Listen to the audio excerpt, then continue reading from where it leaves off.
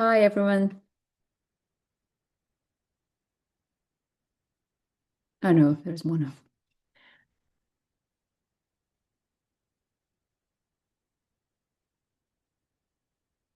Hi Valentina. Hi Nicole.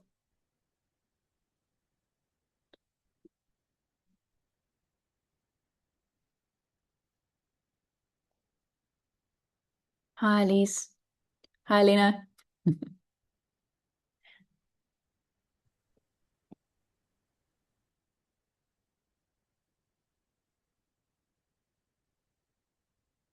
As per usual, we have a wonderful container from all around the world.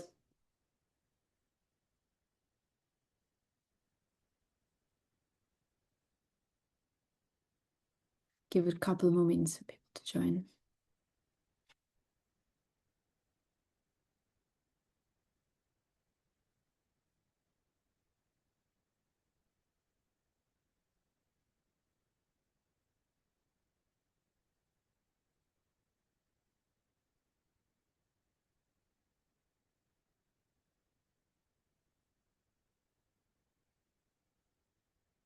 Okay, so I feel like we can begin. And if somebody wants to join, they will join later, whatever.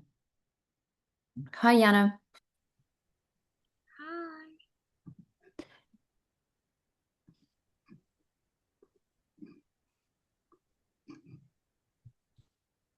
Okay. So we came here today to speak about money in spirituality, which is a really funny topic, I suppose, because these two words never even used to be within one sentence. When, like, not so long ago, even 10 years ago, thinking of a spiritual business was almost kind of rude and kind of almost unthinkable. How can you possibly dream of making money on spirituality? Spirituality is what you feel, spirituality is what you experience in a church. And how can you possibly think of, you know, making money out of it or making it your profession? The worlds of spirituality and the normal life were so far apart that there was no idea to of even like remotely bringing them closer together. However, now the world has changed, and we live in this beautiful world where finally light workers, healers, energy readers, finally we will have our space not only within people's lives, that always been the case, but also within the global economy. And that is the space which is actually quite prominent.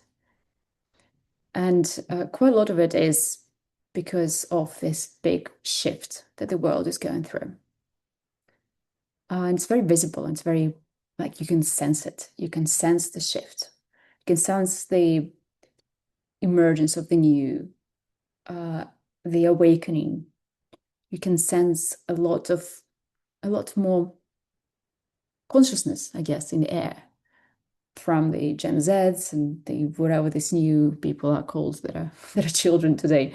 They're very different from me, from my parents, from my grandparents. It's like it's completely different breed. Those people are already they have a lot more awareness of their own energy, of their own body, of how they're feeling, and that has stopped being something we hide and has become something that we actually share and has become something that is more, it's kind of acceptable now at work to feel like to say something along the lines of, oh, that doesn't feel right. Or, and imagine saying that 10 years ago. They'd be like, what do you mean feel right? That's like what we do. That's it. And it's just like a silly example, but the whole kind of idea of how the world is becoming more aware, even those who are trying to not be aware still have to kind of play by the new rules in a sense. And that's why people start to ask more questions. They stopped just going through the motions just going through whatever is out there for them, laid out by the institutions, by their parents, by their families. And they started asking themselves, okay, what is it that I brought here? What is it that I came here to do, to be, and to share? And the emergence of the whole, like, huge chunk of economy is the creator economy these days. And the emergence of that is also a great sign of the times that, in the sign of, the way that resources, financial resources, are now being shared across different sectors, different to, the sectors that were non-existent a few years ago. And now they're a big chunk of where the money goes. The whole kind of emergence of infobusiness and like the business of education, which is not official education, but all sorts of courses and trainings and webinars and things like this. The emergence of what there's this wonderful person who is actually specializing in that, but I will borrow his definition of it. The guides businesses. So the businesses that are here to guide people, right? It's like such a beautiful new thing. And I think most people on this call today fall in under this kind of definition. They are here to be some form of guides. So I call these people light workers, but I guess it's more to it. We're here to guide the humans of the future. And obviously, we're here to be paid for doing so. So I have prepared a presentation as always. We'll go through that a little bit. It's very personal in the sense that I mean, I didn't put these things in there. I will just be telling my own stories about my own path from just running around trying to do things that I was meant to be doing to kind of realizing who I am and what is my real value in the world and what am I here to bring. So I'll share a few of those anecdotes with you today. Any questions, musings, ideas, anything anybody wants to share before we dive in? No. Now the beautiful moment when I start sharing the Zoom presentation.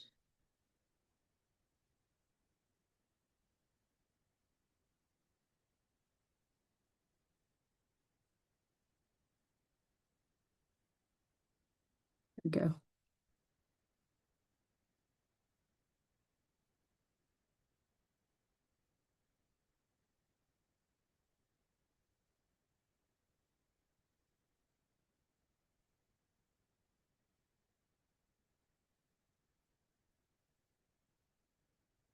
Just some weird notifications from Zoom.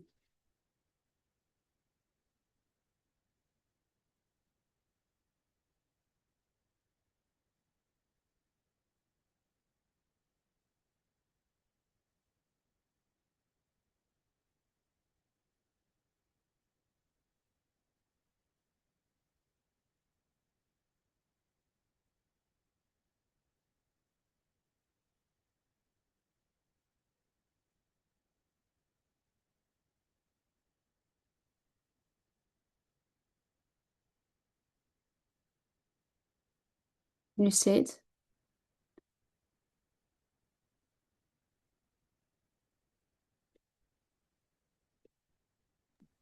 Yeah, that's better. The key to my illogical success. I love this phrase. I'm not sure how illogical or logical it is, but whenever I try to describe my life to anyone, they always say, this is impossible. So I quite like that. Just keep it as a tagline. Guidelines for the space, as we all know, it's a safe, receptive container. Try to feel within your body, whatever I'm describing, whatever I'm talking about. Try to feel what comes up for you, because it can be positive, negative, could be strange sensations. Everything matters because I'll be sharing some codes, I suppose, with you, not just the information. You most people here already know me quite well. Some of you probably don't. So I'm the energy healer and the Akashic Records guide. I'm definitely in the guide business kind of space. Um, guides, I guide people one-on-one. I run some very selected group containers. And that is all the result of my 18 plus these days years of inner work, channeling spiritual activations, large number of retreats, and some form of insane stages of awakening. My true, my biggest passion is helping people to find their true path and purpose, and I feel like this is the people who are looking for those answers are really attracted to my offerings usually. Intense journey. We'll see.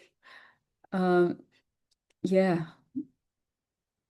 serial entrepreneur, a founder of a startup accelerator and a media company. Actually, I'm a founder of a number of other things, but they're probably not worth mentioning just because they probably weren't as successful. These things that you probably read on my one-on-one sessions page. So I do work with a number of amazing healers and spiritual leaders because I don't know why this seems to be light workers seem to be naturally kind of in my field. So majority of my one-on-one sessions are with light workers or people who want to be in that sort of business. They mostly actually have all the gifts and they know they can or they will be doing meaningful work, but they're really scared to step into that because they're not earning enough from it. Or they already are helping people, but they're struggling to raise the prices, struggling with the whole concept of charging for their gifts or for their work even. They kind of starting things here and there, but not following through consistently. That's another quite common thing that I see. They kind of struggle with, the whole recognition aspect is kind of interesting here because a lot of them do recognize they have gifts, but are just so confident that the others will never see it. But even when the other people come over and say, oh, there was a brilliant session, it changed my life, even that is kind of not enough for them to believe in those gifts themselves. Bottom line, there is this gap between their full potential and their current reality. And that gap is so prevalent and so visible that there is almost like no doubt about it. And yet there's a lot of, bitterness and shame and fear and whatnot that comes kind of at the tail end of that because it's kind of like, oh, I know that I'm great, but nobody will ever believe it. It's this type of mentality. Or something along the lines of, I kind of feel that maybe I'm great, but certainly I'm not great now, and certainly nobody should be paying me just yet. That's another quite common idea around their gifts. Or maybe there's also a lot of shame about sharing their spiritual journeys or sharing who they are uh, beyond, the LinkedIn title, beyond the job CV, or beyond what their family believes them to be good at, because you're good at accounting, just go do it, and that's brilliant. And like, there's so many other things, so many conditions, so many forms of conditioning that keep light workers stuck. So this is quite an interactive little workshop. So if you could write some things down, maybe at least think of the answers to some of my questions. So what do you hope to receive today? What's your kind of intention?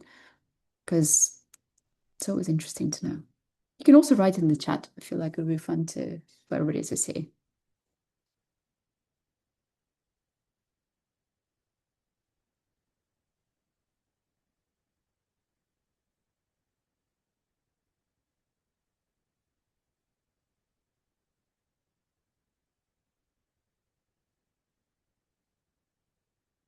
Maybe somebody can just say it out loud.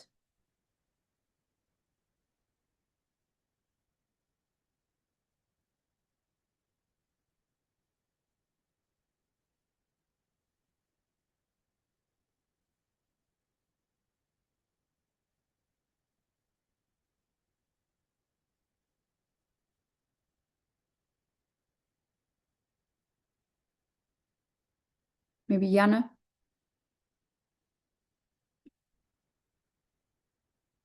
just to give us an idea of what intention can look like for today.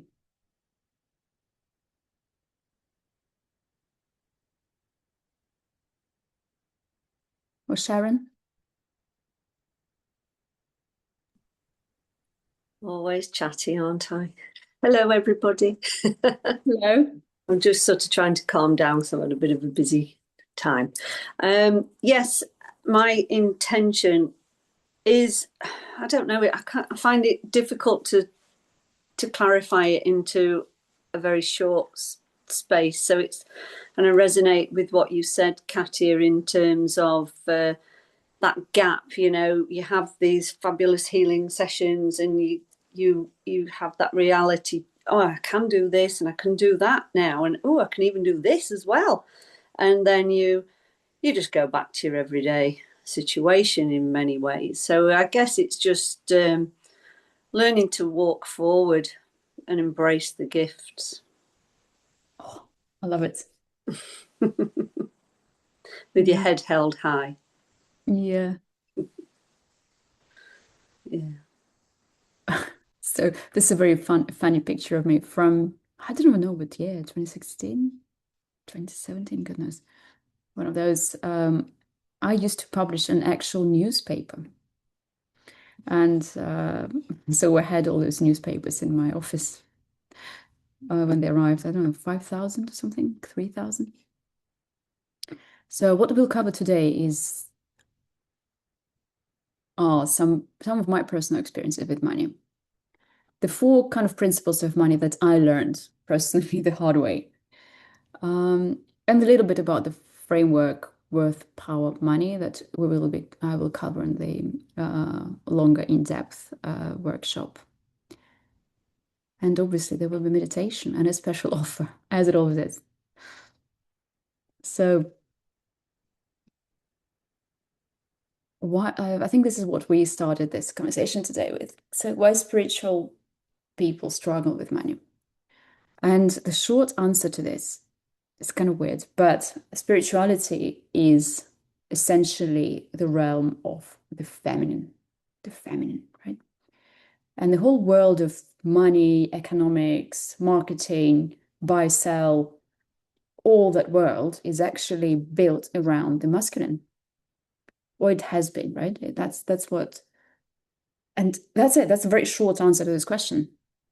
And the feminine was not meant to be paid for, I guess. Women, we're not meant to work even. And the feminine, I don't mean women, but the kind of the whole feminine aspects. And the only thing that women used to be paid for is when they were trying to become as masculine as possible and doing all the masculine things. And that's when they were allowed to be paid, essentially, right? So this is a historical moment, right? This is a historical time. It's never, well, in the recent history. Before that it was different. But in the recent history, the feminine arts, such as the arts of the oracle, the arts of the energy healing, the arts of the energy reading, the art and the whole kind of world around intuition, sensitivity, feeling, compassion, all that was not monetized, right? So now finally, we're stepping into the world where these gifts are getting more of the exchange, right? Becoming more of the things you can offer, you can be paid for, and get more recognized. So the old world, you probably all know this, right? The sensitivity was discouraged, especially at the workplace. Achievements, all about that. How many degrees you've got, how many certificates you have, like how much you work, like overworking, working hard. Actually, I did talk a lot about it, so that working hard is one of the traps of the universe, of the 3D matrix, essentially. The whole pressure and proving, like that's another, we all know those things. Total disconnection from the body through medicating yourself, like not feeling, not knowing, really being present. And a lot of force, right? So force was deciding everything. like forcing things to happen. And who forced more stuff to happen kind of got more power, got more money, got more everything. The new earth, which is which is the shift that right, which we're kind of shifting into right now. That is more about spiritual embodiment and the true power of a human being that is a combination of the feminine and the masculine, all of those things. Um, I don't know why I have this soft guides versus loud gurus. So instead of even the spirituality was quite forced, like, how the church used to run things, how all these early gurus of, I don't know, the 60s and 70s and 80s, in the 90s, how they used to behave, like how much it was all forceful and like, follow me, otherwise you die or whatever. Like, you can never leave this because then you, like all this stuff, right? Now it's about soft guides and about empowerment. So we stick with those guides who empower us to be a better version of ourselves, not those who take our power and kind of push us towards things. And the whole world of magnetism and empowerment. So we all probably, you hear this a lot, that it's the world of magnetism. And when you feel in your power, you magnetize things to yourself and you don't need to run after them. That is, again, the feminine. So the whole kind of worth of the feminine is now being rediscovered. And that is the most beautiful thing ever. Because finally, those people, those of us, no matter if we're men or women, but those of us who want to work in the realm of the sensitivity, of intuition, of connecting to the higher powers, those of us are now ready to be on the market, ready to be remunerated, ready to be acknowledged. This work is now gaining the recognition that it should have.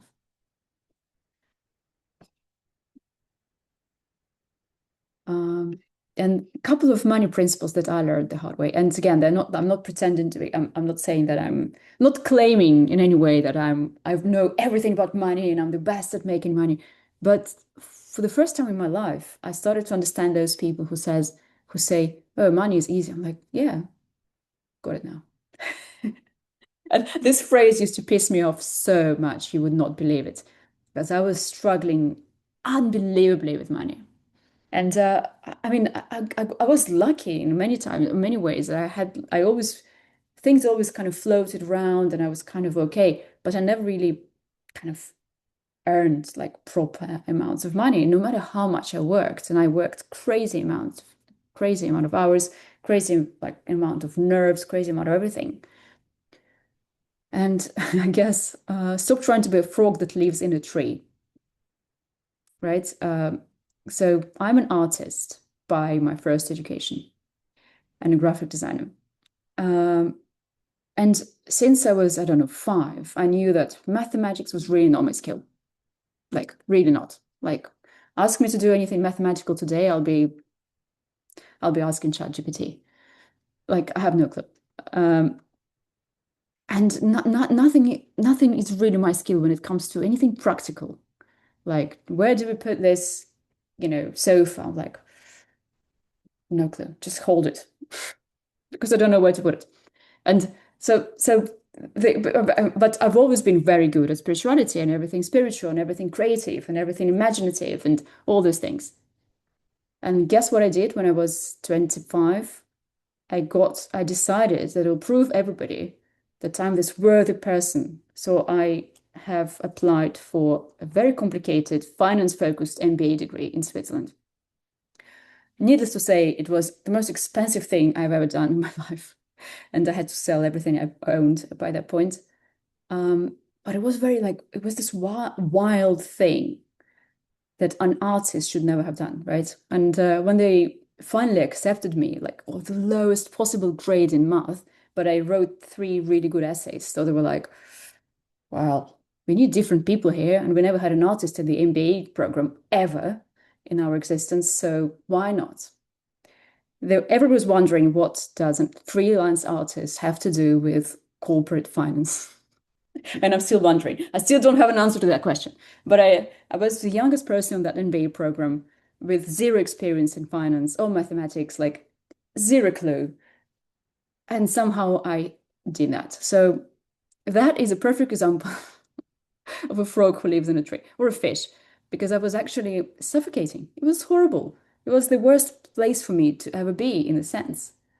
So, like, why did I do that? I mean, I guess I tried to prove to something, to someone, to a boyfriend, to whatever, to myself, that I can be a normal person and the world should stop seeing me as this, freelance artist with all this artistic mind, that I have more to offer. There's always, anything we do is always a conversation with ourselves, I guess. But that it was the place where I struggled, and people really thought I was very stupid.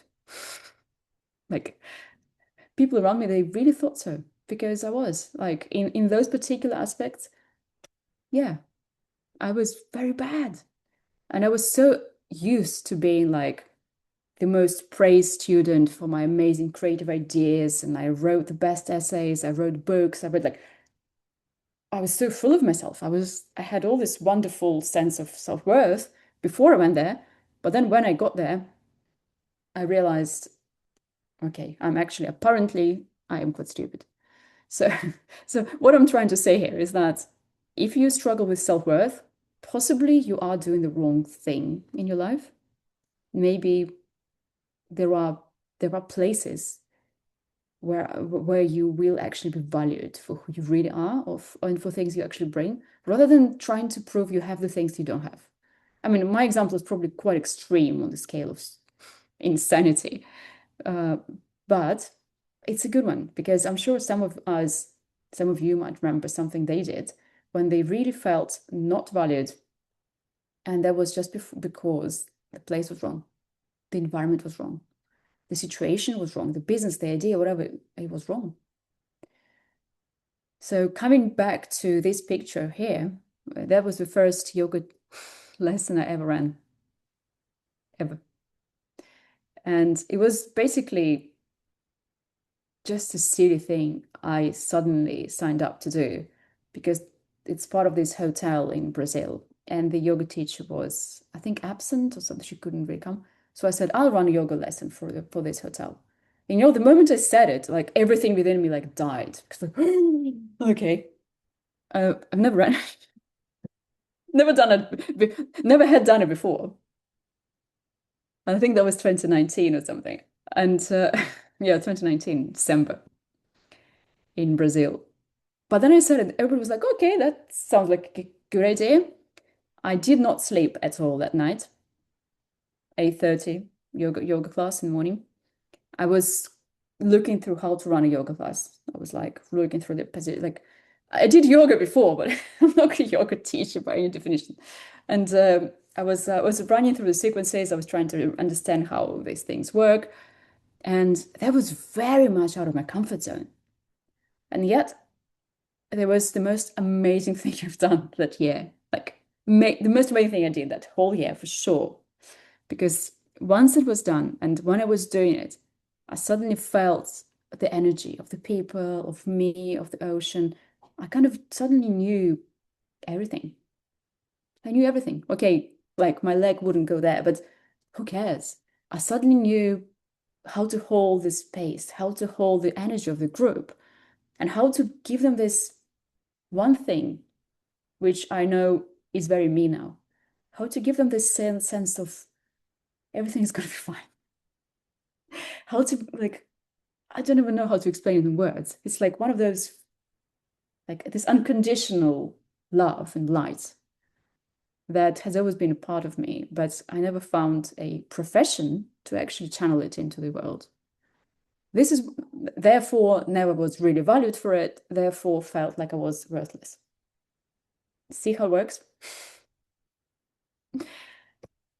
Maybe if you are still right in your thinking of your own experiences, remember the time in your life when you felt truly valued. And that doesn't have to be spirituality. It could be like a family gathering, or the way you resolved an argument between your friends, or something you told or did with your child? Like, when did you feel like somehow the world really values me?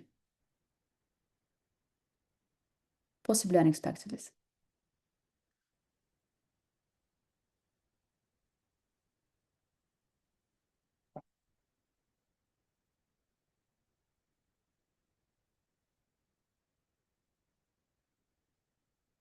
Anybody wants to share?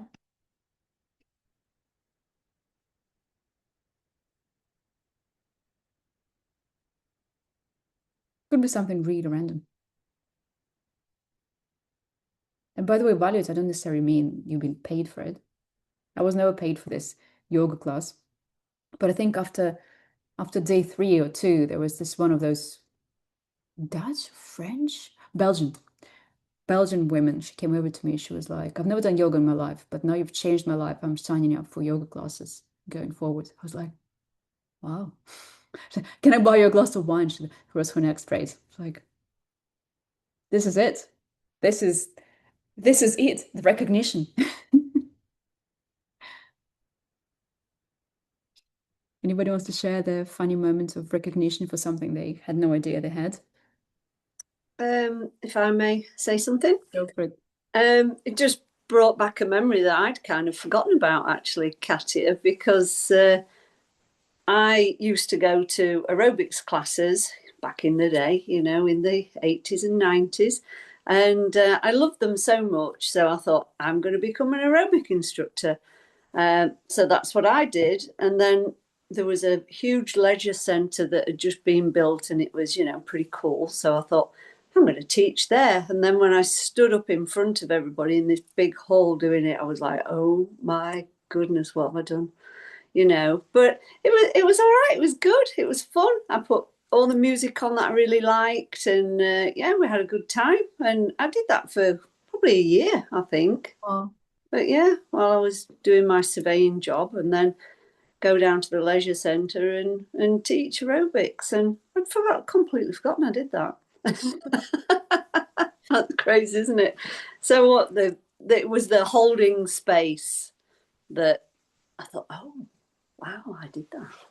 something else you did, right? Like something else you gave those women. Maybe the joy, maybe the energy, maybe something. Yeah, yeah. I made quite a few friends, and yeah, they all love the music. I always remember that. That's just coming back to me that they were. "Oh, I love your music choices because I like music, so I was just choosing different tracks all the time just because I thought it was fun, you know. So it was good. Yeah, yeah. So thank you for uh, allowing me to remember that. It was good. Yeah, there's probably something there for you, right? And Yeah, yeah. They're holding the for space. you, for your future, yeah, Yeah, something yeah. And that, yeah, I did it. Yeah. So awesome. thank you. It's also the bravery, right? You need to be quite brave to do it. Like you need to be Yeah. brave to go in front of people and say, I'm going to teach you a class. Well, exactly. I mean, I suppose when I just used to do things like you sort of said. I just used to, my father would say, why do you always volunteer?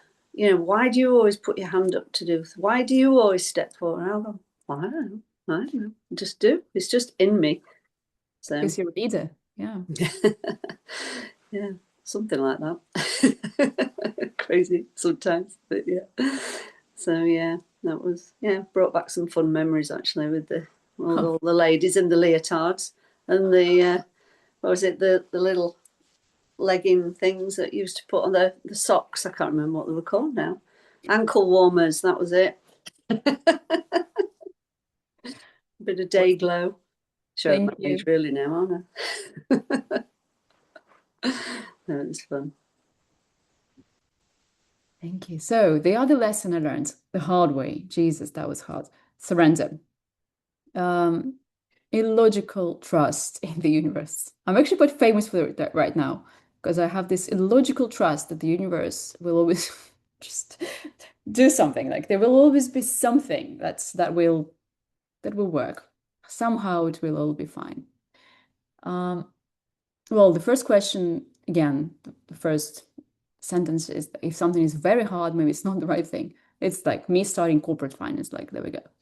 And I guess similar applies to me running a business because surprise, surprise, to run a business, you actually need to have quite a different mindset. And it took me so many years to admit this to myself. Honestly, it was the hardest thing to ever admit to myself was that I did businesses, so many of them, but all for the wrong reasons. Why people do businesses? It's usually I see the gap in the market, and this is the thing I can sell, and this is the money I can make. Why did I do this? Because it's fun. I thought running a media company is fun because I'll meet new people, I chat to this, I chat to that, liked writing about it, I like providing people with space to shine. And that was my main thing. I uplift them. I make them feel great and important and valued. I interviewed all those startup founders and asked them about all those things they bring into the world. And I was like, this is amazing. You're amazing. Very similar to what I did in my yoga class when I said this, all these things to people who had first yoga class in the world. Very similar to what I'm doing today, right? I'm saying you are amazing. Like everything about you is brilliant. And that is literally the vibration that I'm bringing. But it's not a business. Like, you know, my media business didn't make much money ever until the point I sold it, which was a bit better, but still. So my personal experience of surrender was that was, I think I talked about it quite a bit on social media. It's about 2019 when my company was in total ruin. Like it was a ruin financially, completely. Nothing was there. I couldn't pay the salaries. And as a startup founder, I don't know if any of you guys had this experience, but as a startup founder, you pay salaries to everybody and probably not yourself. And that was for many years my case. I was paying salaries to people and barely anything was there for me. Because you need to keep it running, right? You need to, and you still have this hope that one day it might grow, but no. So at some point, I was like, enough. I don't have money to pay anyone. So I had to let everybody go. And I broke up with a boyfriend at the time. So I had no place to live. Literally something like £600 in my bank account, which allowed me to rent a room somewhere. I think it was 100 something pounds a month, a week maybe, for a room. So I had a couple of weeks of that. And that's literally all I had. Literally. So I had no certainty of having anywhere to live, anything to eat, or like anything at all. I remember walking, and that was quite a horrendous area of London where I had to move from beautiful central London, whatever, really posh apartment where I lived with a boyfriend. I moved into this really kind of, it was like outskirts of Finsbury Park, and like whole, I don't know if anyone who's been to London, Finsbury Park is really not where you want to be. And walking home from an office someday, I remember walking past those people under the bridge who had no home. And suddenly this like hits me like, Jesus, that's literally me in a few weeks if I don't sort something out in my life. And that was the most terrifying thought ever. Because I could not afford to buy, like I wanted to buy a sandwich and I could not afford that. So that's how bad that situation was. And yet I came home and I did the most illogical thing one could ever do in this point. Because everybody, all these men, who were mentoring me, helping me, whatever, they were like, you need to work hard, you need to make this, you need to do this else. And I did the opposite.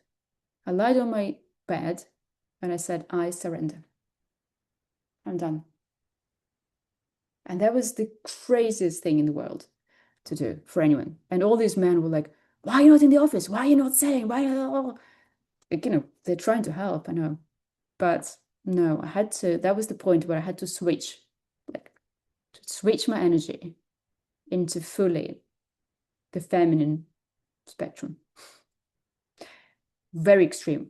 Don't recommend it to anyone. Don't recommend it. I just accepted it. And that because the reason why I struggled so much with that business was always about to die, to be honest, since its inception. Because it wasn't founded really on the business values. It was founded on the personal values of having fun, meeting people, supporting people, which it was not really what it claimed to do, which is why the offer and the money were just not in the same, they were not even in the same reality. So the business could not possibly make any money, not for me anyway.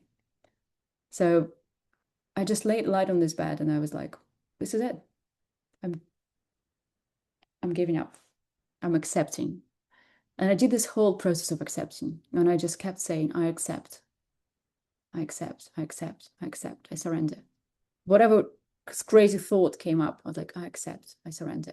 Whatever fear came up, I was like, I accept, I surrender. I did this kind of, I didn't know that it was a thing to do, but it just naturally kind of happened to me. And from there, this really crazy idea came up. Like, I'm just going to sell my business. Who sells businesses with no money? Who sells businesses with like nothing there, like no team, no money? Like, and yet that was the thought I had. And I just changed my mindset completely. I decided I just going to be in the feminine and I just gonna sell my business. And I called a few people and I had a few meetings and I had some horrendous meetings, I have to say, you know, how this older business-minded man, they want to like push you. They see this little girl, right? She's struggling, and they're like pushing you and saying, this is shit, like, oh, like they just want to get it for nothing. And every time I came out of a meeting, no matter how tough, no matter how horrible, I was like, oh, that was like, this aspect of it was good. One of them was so awful that literally the only thing that was good there was a croissant. But even that, I was like, the croissant was lovely. I enjoyed it a lot. It was wonderful. So I always found like one thing I was grateful and happy for. But you know, I was in a very, very low state emotionally and whatever, energetically. So I had to get myself out of there step by step by step by step. Not all of us are quite as bad as that in ever probably in life. But yeah, that was the thing. So at some point, somebody did say they wanted to buy my business, and it wasn't really smooth, wasn't easy, but in January 2020, just before the whole world collapsed into COVID, I got the cash. And there was so much cash in my mind. It was like insane. I bought myself something Burberry and some other shit, like just because I needed to needed to prove myself that I'm out of that and I'm good and everything is brilliant. So that's a good little exercise for you to do. Write down everything in your life right now and right next to it, I accept it with gratitude, or I accept it, thank you, including and especially those things that piss you off. Like somebody being rude to you that comes up, like, I accept it and thank you. Something doesn't work financially, I accept it and thank you. And like just going through this exercise of accepting every single thing that you currently, not in the future, not in the past, currently have in your life, actually brings you into the space of power.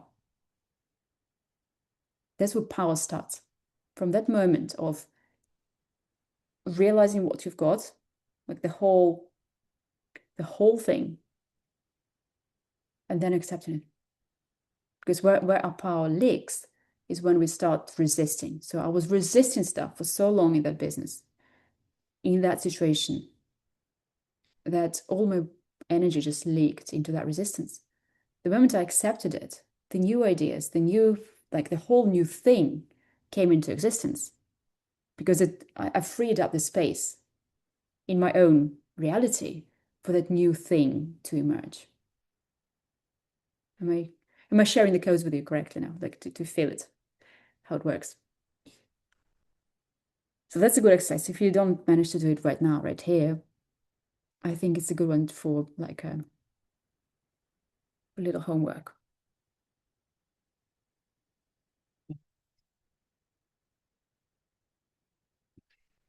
Oh yes, ancestral, release the ancestral pain.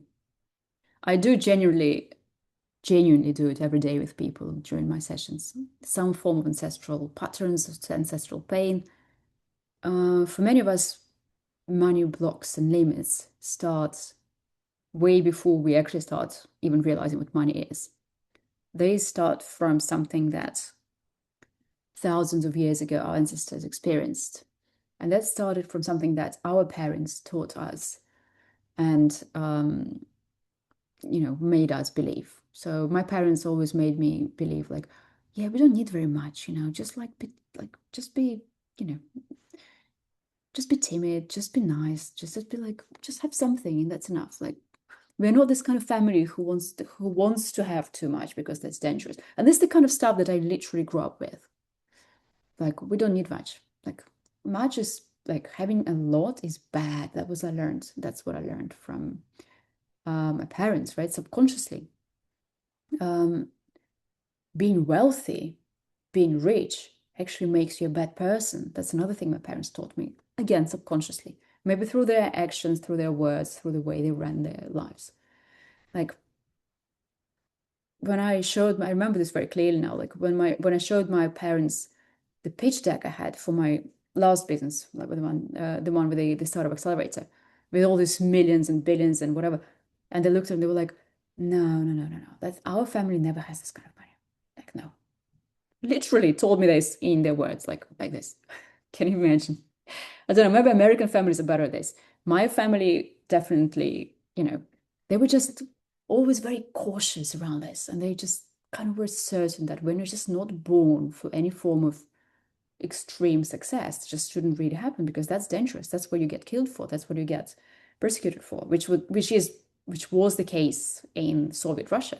People with money got it really bad, like really bad, especially with family money, especially with money they inherited, right? There's the whole kind of Soviet thing. And before Soviet Union became a thing, they killed everybody who had money to take all this stuff away from them. So this sits so deeply within Russian people, so deeply. And I guess it manifests itself as well. Like a lot of people with money do end up being quite bad people in the realms of Russia. But right, that's just the reality of that place. So often we feel that we do not have the permission. Like it doesn't have to be as extreme as, the whole kind of pre-revolution Russian history, the Tsarist Russia versus whatever, but it doesn't have to be that extreme. In your country probably wasn't the case.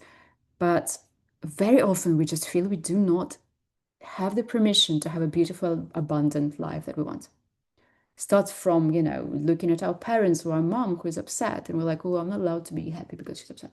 Like, or looking at somebody else who is unhappy and somehow you feel ashamed of having stuff. And this is what our lineage, again, trained us to believe. But the thing is, we do not betray our lineage when we are happy. In fact, there's nothing they want more for us than for us to be happy and fulfilled and abundance and all those other things. So that's also quite an interesting one to look at. And I'm sure I had this meditation. I mean, probably all of you had this meditation with me when we look back at our lineage and we just say, and we feel all those sorrows and ideas and the limitations around certain things, and we give it back to them and say, thank you, but this is mine. And we just kind of go through the process of finally accepting in our mind the fact that we do not have to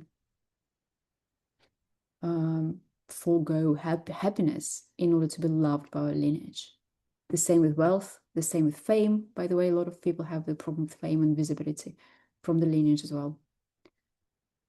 In abundance and any form of extreme wealth and whatever, that really will not upset your lineage if you are extremely wealthy and extremely happy. Not at all. But a lot of us subconsciously believe it would. Almost like the reason why we belong is because we carry that same tint of suffering. And then when we feel like we don't have that suffering, don't carry that suffering anymore, it's almost like, oh my God, they won't love me now. So that's the meditation you can do for this. And that's my favorite one. Become the grown-up. Oh, I mean, the number of times where, I mean, I'm probably very good at the feminine aspect now, right? And like some of it, but there are always parts of us that just refuse to grow up for whatever reason. Parts of us that are still children. There are parts of us that, no matter how grown up and responsible and wonderful we are at some parts and some things we do, there would be probably some inner child stomping somewhere inside saying, no. And a lot of those inner children and inner child wounds are around the topic of money. Because and as long as we still have those, we might really struggle to be making enough money for ourselves. We might be making just enough to get by. We might be making enough to buy ourselves a nice shiny toy or ice cream. But as long as we feel a little bit like a child with some of the aspects of money, business, all these things, we we won't really step into full abundance we came here to have. And I guess that same thing goes for like weirdly what came now as well, like the over-responsible child, the child who refused themselves, like kind of like deny themselves the child aspects and became grown up too fast as well. Because there's two aspects of ourselves which will never have enough money. One of them is a child, and the other one is a parent. If you're a child or a parent in your life more than you are just a grown-up human, you will not have enough money. So if you're a parent and you're giving too much, you're looking after everybody, you're kind of carrying this responsibility, you're this like, the mom to everybody. The mom doesn't really get paid, sorry to say, in this archetypical thing. So we or a child, right? Which used to be me a lot of times. I'm like, yeah, I don't know, all this money stuff is just too complicated, can't be bothered. So just like somehow it will happen. When people were talking to me about like savings and money and whatever and sustainability and like not wasting it or whatever, right? So that is an obvious one, but there's another one which is the other side of it, which is the parent. The parent is also the one who struggles, who never has the money for themselves, who never has the proper stream of abundance going that direction. So where in my life am I still in a child position, like a little self-diagnostic here? Where in my life am I in the parent position? So where in my life am I the one who looks after everybody, who cares about everybody, but not myself? Like, and then you know it, right? But usually you know it. And how does it feel to become actually an adult, a grown-up, rather than a child or a parent? This is where the power comes in, right? This is where we can get our power back when we become just a grown-up. Not a child, not a parent, not somebody who needs looking after, and not somebody who looks after. We're just an adult, just a grown-up, who knows their boundaries, who knows where their responsibility starts and ends. It is the relationship with responsibility, really, in many ways.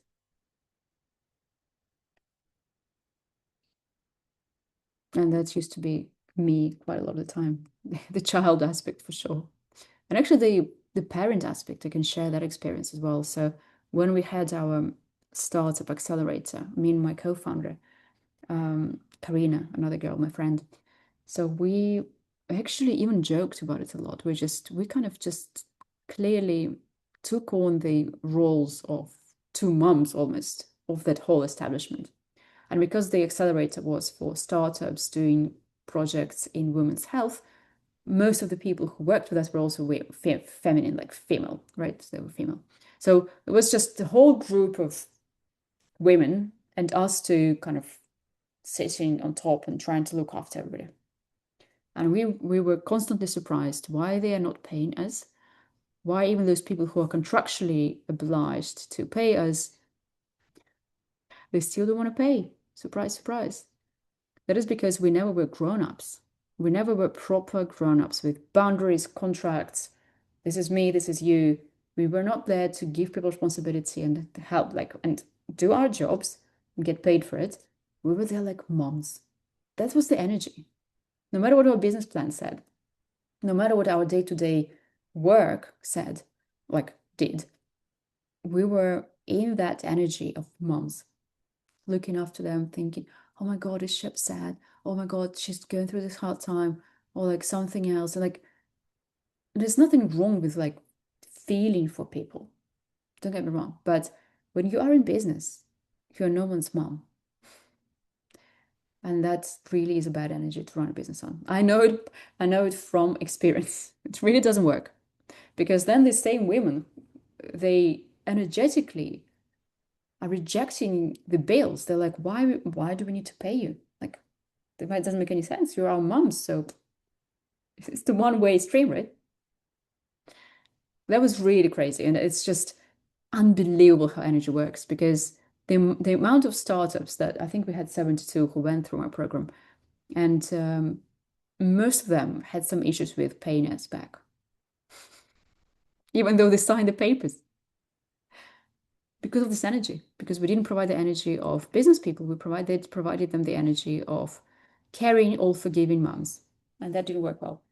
And yeah, sometimes we were also pissed off moms, sometimes we were also strict moms, and yet we were moms nevertheless. So we just played that whole thing from the position of a parent. And that never ever gives anyone money. Which doesn't work, unfortunately. Oh yeah, that's an interesting one.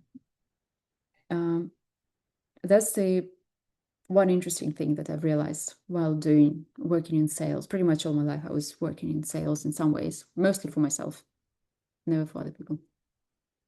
So money is a relationship. Um, and I think I had something in social media about it. But basically, how do you build this relationship with money if it was an actual being? And what kind of stands in the way? And that's the same as probably relationship between people or relationship between you and some big entity. It is, it's still protected with barriers. It can be an open and loving relationship. It can be a fair exchange, or it can be this relationship like demanding and upset, like being upset and being bitter and being pissed off and being something, or being unreasonable or being irresponsible. Like all those things come into place.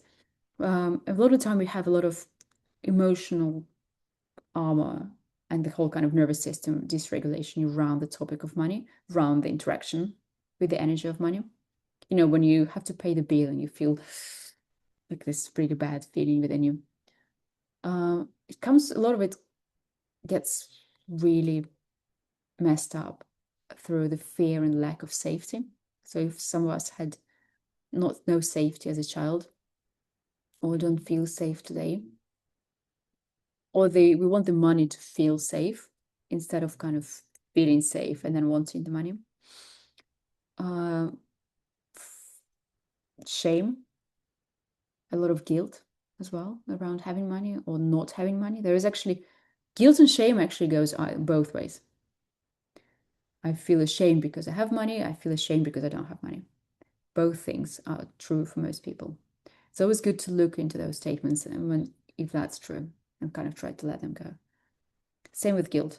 I feel guilty for not having money. I feel guilty for having money. And then I have fear of having money and I have fear of not having money. Both are true as well. A lot of us have massive fear about having money. Because what happens if you suddenly have hundreds of whatever, or billions of dollars in your bank account? That is scary because then you need to look after that. You need to be really, you need to have security, whatever, and protection. But then what if your husband then with you for money, not for who you are? Like there's so many fears around having money. And obviously a lot of fears around not having it.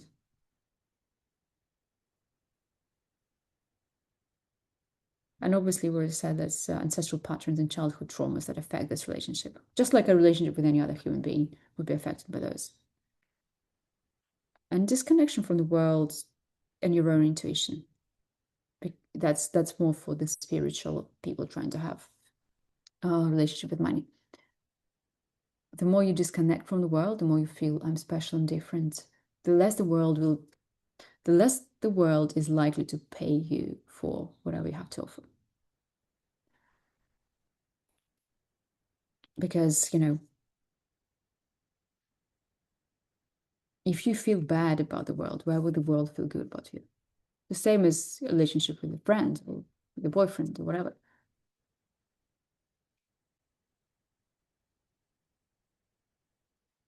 How does it all land? Any comments? Anything? Anything anyone wants to share?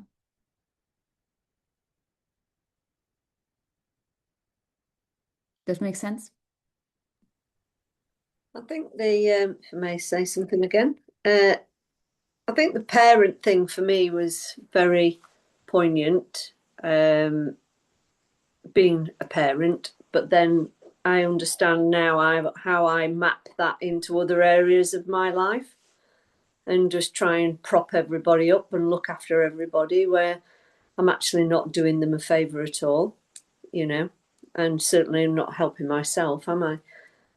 You Well, it's okay if you help someone as a business and like you get paid for it, or you know, help someone as a friend, but then there is yeah. But different kind when of values. I was thinking back to when I had two businesses and I was, yeah, the mum, Mm. very much so, particularly in one of them, totally. Was it a successful business financially? The second one, not so much. I mean, I did sell it, but it wasn't great. I mean, like you said, I paid everybody. They all had nice wages and, and they had a company car and this, that, and the other, but I didn't get much out of it. Hmm. So, I paid myself the minimum. Yeah. So it was, but I sold it and thought, thank goodness for that. But kind of looking back, why on earth did I do that? But I just felt like, for all the things that you stated, really, oh, it's a great idea, and I just get more money, and the harder I work, I'll get more money, and just be burning the midnight oil and getting in there early, and the earlier I got up and the later I went to bed, I still wasn't making any more money. It always fed everybody, everybody else got the money, but I didn't get, you know, any money. And then when you say that, you just think, yeah, that makes complete sense, actually. Why didn't anybody tell me that then? Where were you then, Katya? I had to, Yeah. had to learn. We'll learn these things. Hmm. And the needing to feel safe first before wanting the money. That's really interesting. Yeah, it's really counterintuitive because like I can't feel like did I feel safe on that bed in that the rented room, which I could only afford for a couple of weeks? Like somehow I managed to feel safe there. And Hmm. from there, only from that point, even the idea of like setting the business could have been a rise. Like it's just this weird shift. But I was pushed very far, to Well, yeah, actually you were get there. on the brink of it all, really, weren't you? I was mad, yeah. Yeah, but that is something that needs a lot of contemplation, really. That isn't it? Feel safe, and it's kind of, I guess, going back to trusting your gifts, trusting your own power, having your own boundaries, setting your own standards, and once you've set your stall out, so to speak, and you feel safe, then, and everybody understands what the platform is, then you can, you know, operate your business and people can come to you and they will respect you and appreciate what you're offering and hopefully get lots of value out of it and feel very happy that they've paid you for it.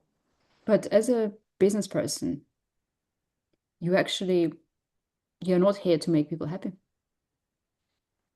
Mm, That's well, the funny thing because you want obviously you're doing it with some big idea of changing the world and stuff, but in any particular case, you're not their mom.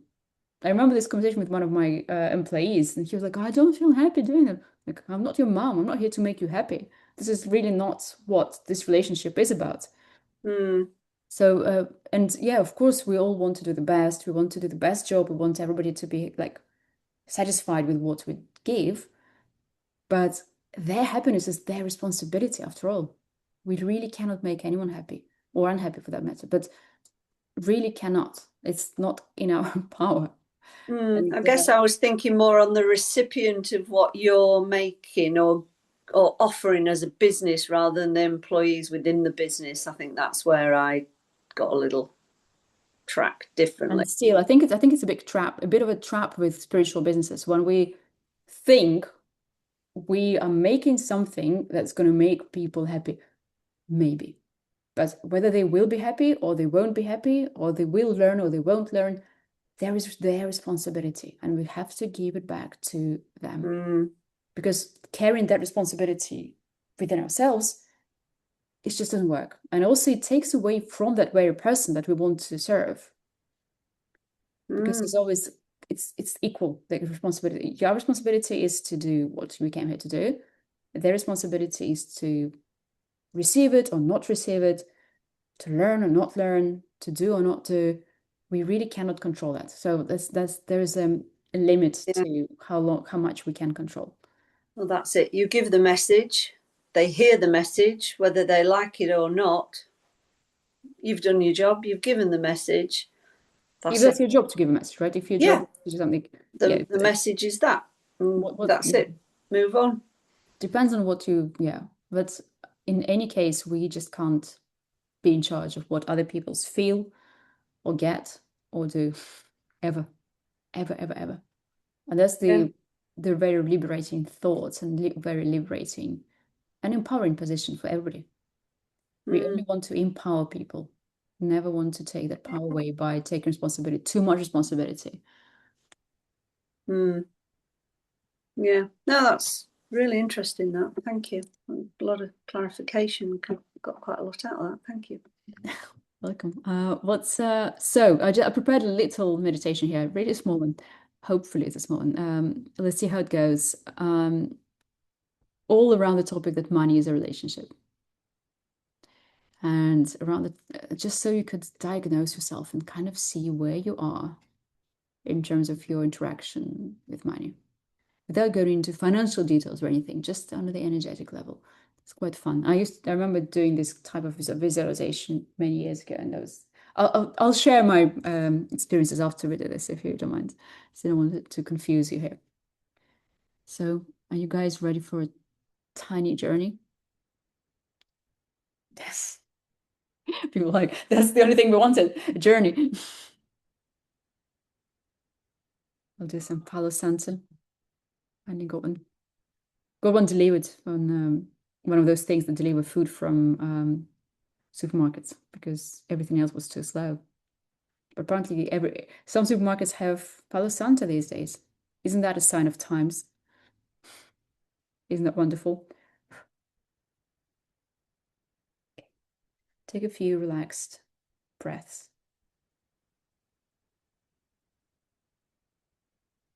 And with every breath out, just feel how you're letting go.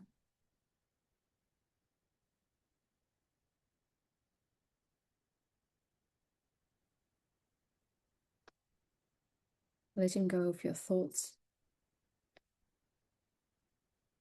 your worries, your to-do lists. And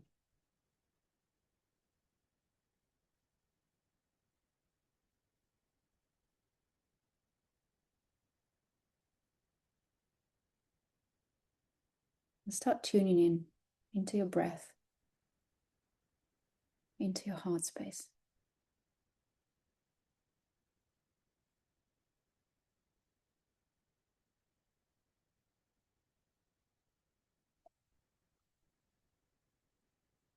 Maybe take a few breaths with your tummy,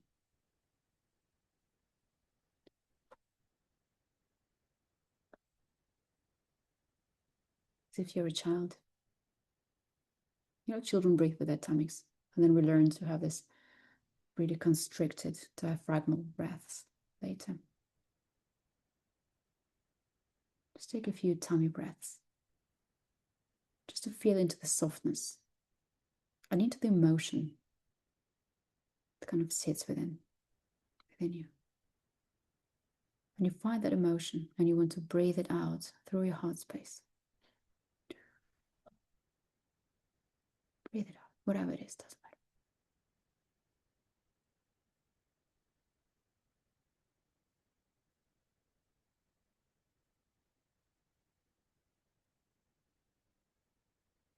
And now imagine yourself approaching a palace. Looks very ornate and very extremely well designed. It's so wealthy. It's full of gold and diamonds and whatever other gems you can think of. And this is the palace where money lives. And you're being guided into the room to speak to the master of the palace, the money itself. And they guide you into the room. And then the money enters. Notice, is it male or female? What are they dressed like? What are they dressed like? What height and size is that being? It doesn't have to be humanoid, it can be anything.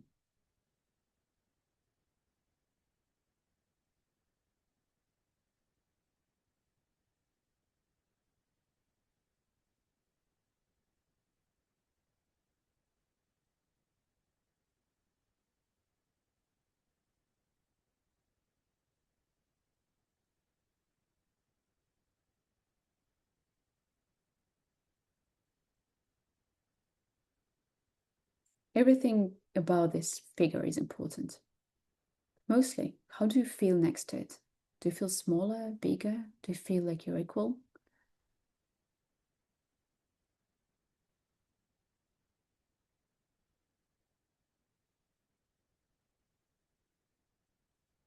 Are they looking at you or are they not looking at you at all?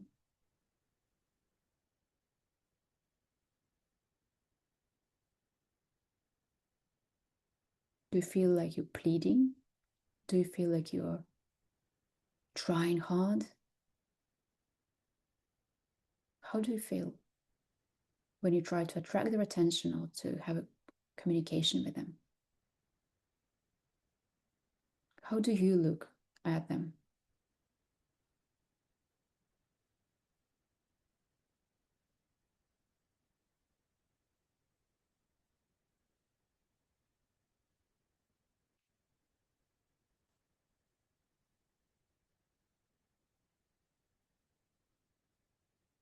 And how does it make you feel? What is your next desire? Is it to shout, to say, look at me, finally? Is it to go away? Maybe it's to hide.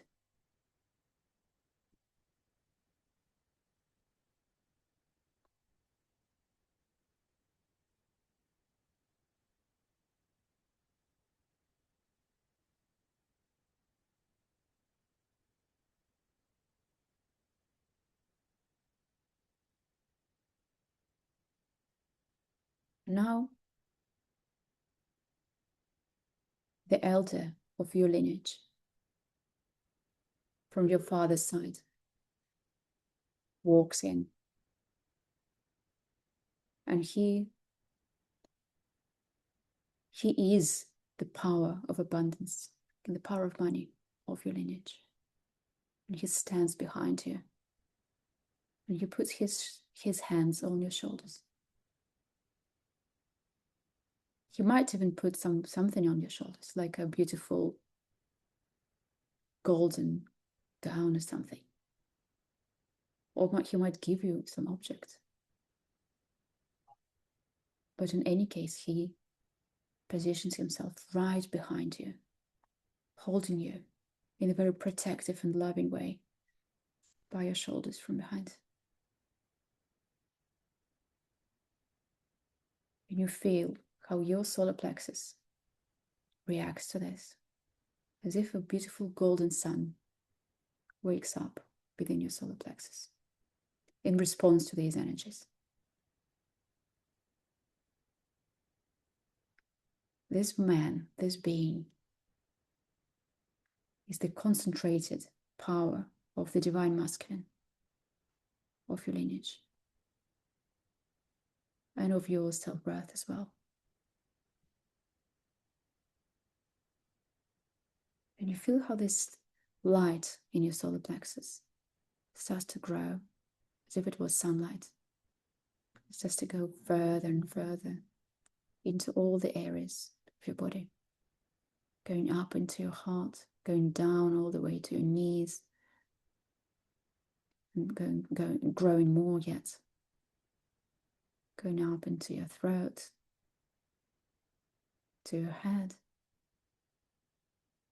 into your feet, and shining kind of out of you as well. And you feel like you grow, start growing. And with that, you also feel very, very much like from this point onwards, you actually don't need to prove anything. You just are. You are who you are. You have this beautiful energy of abundance in your DNA, in your being. And maybe now the money figure starts looking at you differently. Maybe he or she approaches you.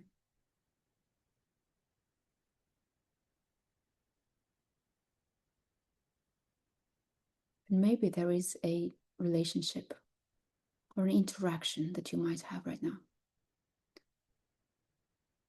Maybe she wants to turn towards, he or she wants to turn towards you. Maybe you want to take them by the hands. First of all, say thank you for showing me my true self-worth.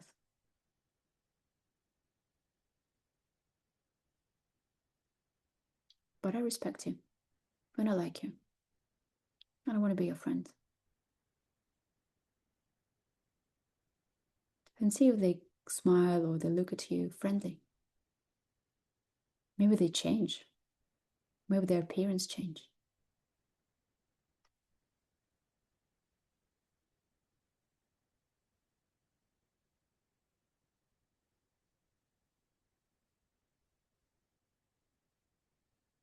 And feel if you want to take a step forward to them, towards them.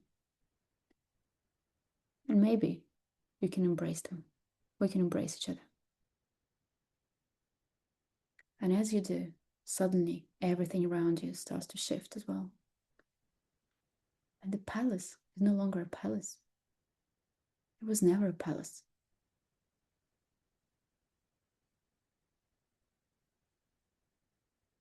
It was just two energies, you and them, hugging each other, standing in a beautiful, vast green field.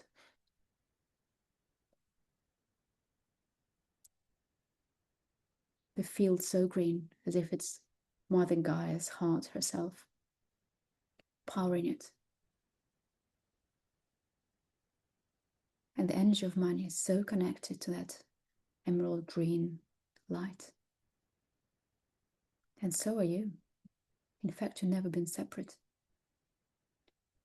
Now you can see that the energy of money is also just a part of you and Mother Earth. It had never been a separate thing living in a palace in the first place. Looking at your hands, you can see that in the centers of your palms, you have two emerald crystals, each in one palm. These are your hands that you exchange energy with the world with.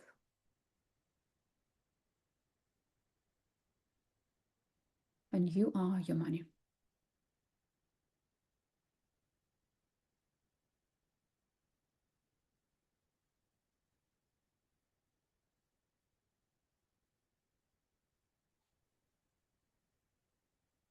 And feel how you want to ground that energy now as well. Feel how you ground in everything through your body down into the beautiful green field, into the earth.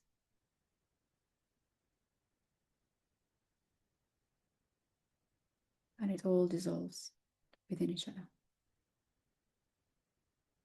You are Gaia, and Gaia is here. And the material and the spiritual had never been separate.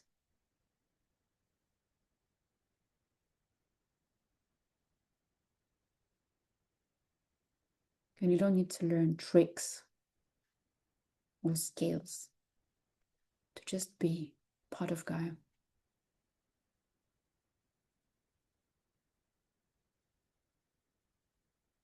Fuel that energy from the earth up into your body and from your heart out into the world.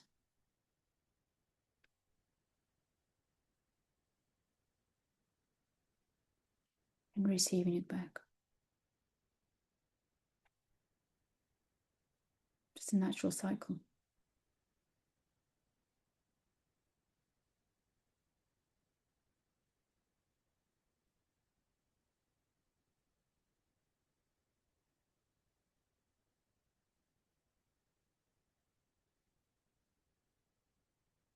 And feel how your whole spine is now also emerald, from the tailbone all the way to the top of your head. This beautiful emerald energy.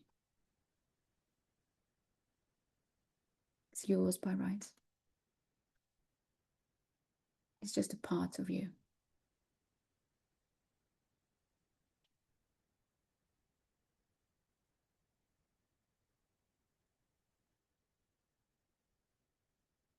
And also feel how a pair of beautiful emerald green wings open behind you, to your back.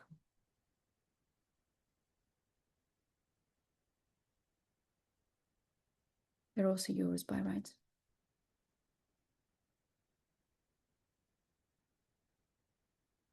The world is ready for you.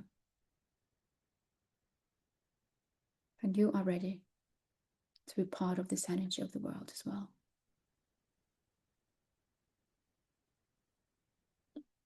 And it's as easy as breathing in and out.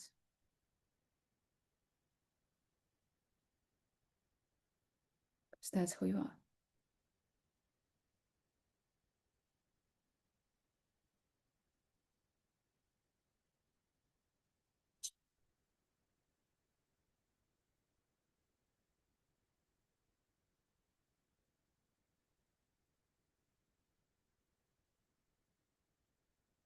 Now you can start gradually feeling your fingers and toes and coming back into the here and now.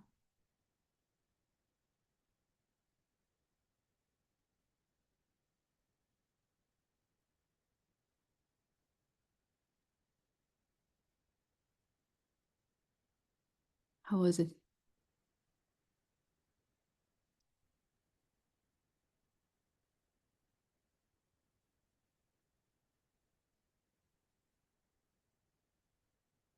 I didn't expect this to be this kind of meditation. I'm just guided by the spirits in here. So that's what we got today. Thank you.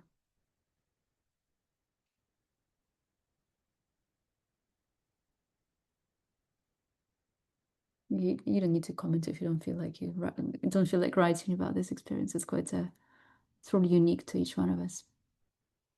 But I think a lot of us start by thinking that money is something very separate and it lives in a beautiful whatever palace, but that's not really. It's an illusion. Yeah, there was your very own flavor of the relationship with money and how it can be how can you rethink that? And it starts with self-worth and your personal power. And that's why my bigger workshop on this topic is called Self-Worth, Power and Money in Spirituality. The name also came in a meditation, so don't judge me for it. Self-worth, power and money. Why not? So we talked a lot a little bit, okay, about the way we leave our power behind when it comes to interaction with the world, when it comes to businesses, when it comes to money. So power is a big one for it, and self-worth also is. So the courses will be when they kind of explain the main principles of money and spirituality. Not the 4 principles we talked about today, but there were more the specific ones around spiritual service. Obviously about the main blocks, why spiritual people don't receive what they're worth. And there's so many reasons why, from being persecuted for spiritual knowledge in the past to giving various vows of, not owning things, not taking things, not to the whole kind of dichotomy between the masculine and the feminine worlds, and that they're just kind of our task as spiritual workers is to bring the two together, to bring the whole kind of feminine, spiritual, intuitive world into the world of money, business, and whatnot. But to merge the two, to kind of, and this is the alchemy. There's the alchemy that I want to talk about during that course, because the world is ready for that kind of alchemical process now. And we are ready as human beings. We are ready to carry both of those frequencies, both of those polarities. We're 100% of both. None of us is more masculine and feminine. We're 100% of both. And we can build whatever we want out of those energies. So yeah, the rules of spiritual business of the future, something around those lines as well. The self-worth unlock. I struggle with self-worth so much that I am the person to run the course in self-worth, because that was my Jesus. I've been through all the highs and lows of that. I mean, the lows mostly, not the highs.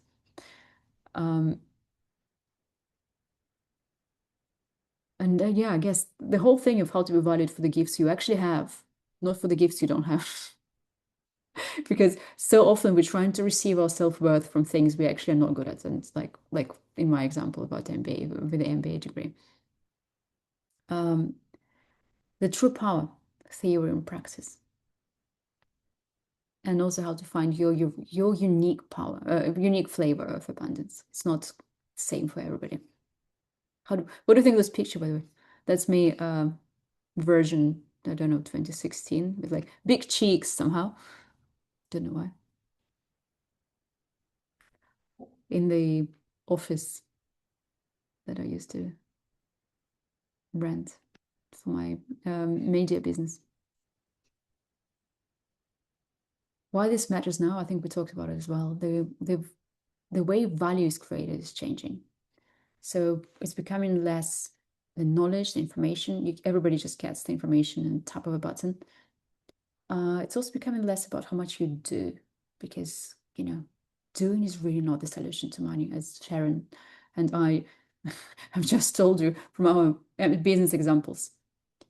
It's about your presence, your energy, the actual vibration that you carry, right? Your ability to create real impact and your courage to do so. That's the foundation of the spiritual work of the future. And what I truly believe is required, not more effort and work, but more alignment. The embodied sense of worth, the acceptance of your power, as opposed to, trying to get the power where you don't have it. A more open relationship with receiving in general. The ability to be, the audacity to be seen and recognized. And trust in your own way of working and your own way of how your power wants to manifest itself. This is why this workshop kind of came about. Designed to work directly with those issues that all the spiritual people have. The workshop breakdown, I mean, if somebody wants to see more detail, but it's going to be It will be channeled. A lot of it will be channeled. I'll prepare the presentation, but a lot of it will be journeys, and the journeys will be channeled based on the energy of the group, based on what the group needs to uncover. So yeah, the first day we'll focus on self-worth and the magnetism. So the magnetism is when we don't chase stuff. Stuff kind of gets magnetized to us, which is the kind of the feminine principle of building a business. Understand your self-worth beyond, mindset and all this, like, I believe in myself. Like, we're not going to do any of those masculine, old school ways of pumping yourself up. We're going to be connecting to your true core and feeling the worth from there. And the patterns, of course, and yeah, a lot about becoming more comfortable being seen. Because the reason we are not comfortable being seen is because we think we're terrible somewhere. So let's uncover that and see that it's not actually that terrible and there's nothing wrong with us. Put it out there. Strengthening your natural ability to attract stuff. Basically, strengthen your ability to operate from the feminine perspective, from the kind of feminine energies. And again, it's good for both men and women. It doesn't matter what body you currently inhabit. It's just the principle of spiritual business, of aligned business, I guess, not just spiritual. And then day two is more about money and recognition, on self-expression and how you can really apply that your own spiritual gifts in the real world. And we'll go back a little bit to relationship with money and receiving, and why offering or selling work can be difficult. I mean, as somebody who's been in sales for most of my life, I can talk a lot about selling. And what the selling is actually the act of love. Like it's love. The process of love is the process of exchange, and the process of marketing is also love, because it is all about connection. Yeah, and then you also allowing your work to be properly valued without going crazy and saying, oh, whatever I say is worth billions of pounds. Or like, so there is a way to be properly valued without going crazy. And the foundations of sustainable spiritual business. And I guess the outcome, as most people who ever worked with me, they always have some insights, they always feel better, lighter, more themselves. And all the courses I have are also following that same principle, I suppose, achieving that same result in a way. So you will you will experience a deeper, more stable sense of self-worth, something that does not believe in what he, she, they said. Greater clarity on what was blocking, and maybe kind of getting rid of that thing. A shift in how you relate to money and recognition, because a lot of us, how do we react to receiving a compliment? Like, no, it's just, I just put makeup on, like, whatever. Like, that's our receiving. How do we receive things? And recognition is a tough one, right? How do we get the recognition? Because that also starts from being in the right space. We cannot be recognized when we try to climb a tree as a fish. Might not work. So it's good to understand what is your exact power and try to be recognized for that. And there are ways to uncover this. Yeah, more ease with being visible goes back to that. A stronger connection to a natural way of working, because we all have different ways of working. So it's about experiencing real shifts. Well, we know these things. I guess everybody who knows me knows this stuff from my clients and from the group things I ran.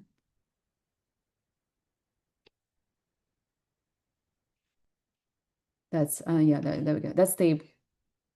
This is the special offer for today, the next 24 hours. So yeah, so the course itself is taking place 5th and 6th of May. This is in a week, 2 weeks, I don't know, something like that. 2-day profound shift. So it will be on Zoom like this one. And we will have the recording, of course, as well. I feel like it's only fair that people have the recordings of everything, because not everybody does things in the same order and at the same time. So I think it's totally to okay to do the meditations and exercises many times, and maybe many months later go back to things and kind of redo them. I think I do this myself with some of the courses I buy, coming back to those things. And special offer, actually what came for me today is that I should also offer, as part of this special 24-hour thing, not just the discount, but also this new little addition for your personal money energy reading that I will add into the thing for those who want that. It won't be a session, it will be like a voice message from me, or like a text. Maybe, Alex, can you send the link to the course in the chat for those who haven't seen it?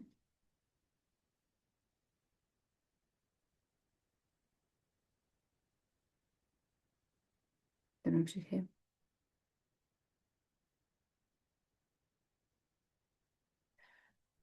So yeah, and this is the code that you can use for 10% off if we were to do it within the next 24 hours.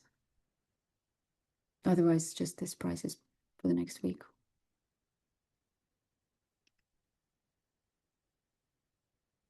May you return to the abundance, power, and truth you were born with. It's my little mantra for everything around. Oh, finally I can see you again.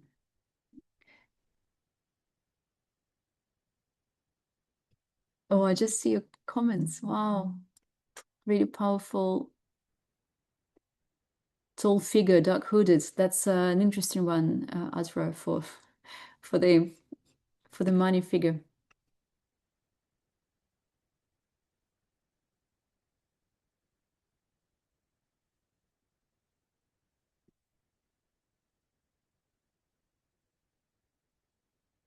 Powerful, thank you. Merge with money, yeah. Money spirit told me to follow joy, and he'll follow me. Yana, this is so beautiful. Love the joy. Daphne, it was beautiful. Thank you. Thank you. Ashley.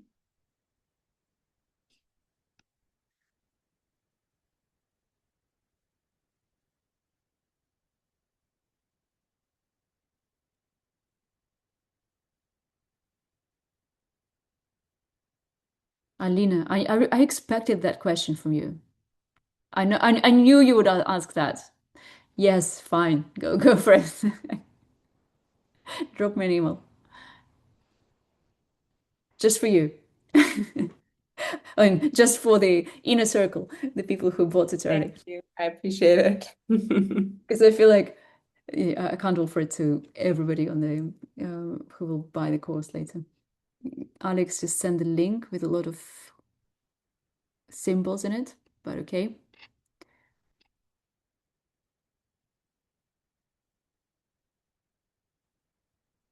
Okay. Do you have contacts for me, those people who already bought the webinar, who wanted to? Well, the thing is, like, it's an extra 50 quid, that thing, the reading, to work something out, yeah? It's not free. It's part of the, so it's a 300 for the course and 350 for the reading.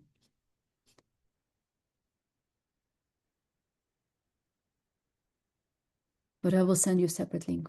To those who want to get the reading, I'll send you I'll create, actually, maybe Alex can help me to do that. Maybe Alex can create a little product and do the little money reading thing for 50, just for the duration of the next few days before the course. We can offer it to people who already got the course.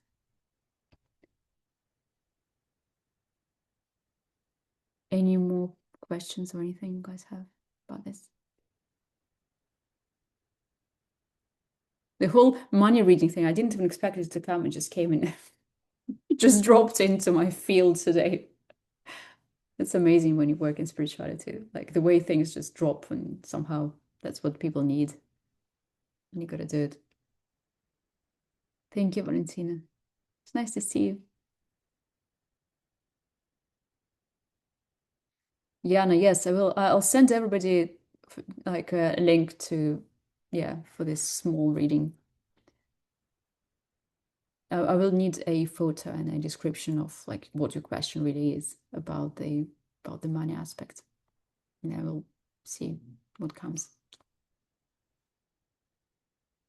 Yeah, everybody enjoyed it. All good. Hopefully you got your insights out of it. Something lovely, something helpful. Yeah, hope to see you at the longer. I mean, I said it's going to be 6 hours. It's probably going to be longer, which usually somehow ends up being more. But we'll see. We'll see what comes. Yeah. Text me, email me if you want. Yeah, if you have any questions or you need a special link for the money reading. Yeah. See you guys. Thank you for being here. So lovely to see everyone.